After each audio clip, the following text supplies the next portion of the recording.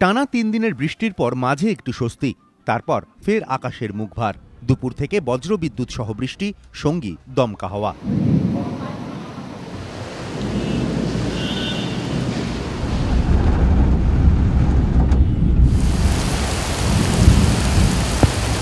দিলেন ঘূর্ণাবর্ত, তারই জেরে সোমবার দুপুর থেকে ভারী বৃষ্টি শুরু হয় কলকাতা সহ আশপাশের জেলাগুলিতে।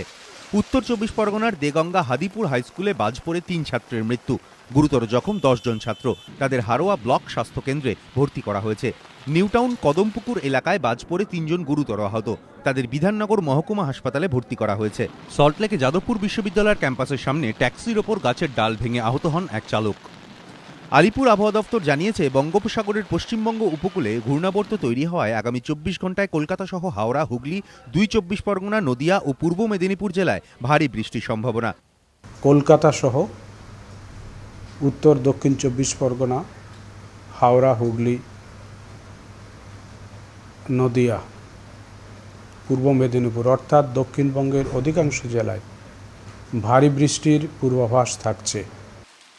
মঙ্গলবার দুপুরের পর ভারী বৃষ্টি হতে পারে পশ্চিম মেদিনীপুর, বাঁকুড়া, বীরভূমে। বৃষ্টি হবে উত্তরবঙ্গের জেলাগুলিতেও। আগামী ২৪ ঘন্টায় ঘূর্ণাবর্ত আরও শক্তিশালী হয়ে নিম্নচাপ তৈরির আশঙ্কা করছেন আবহবিদরা। সঞ্চয়ন মিত্র, এবিপি আনন্দ, কলকাতা।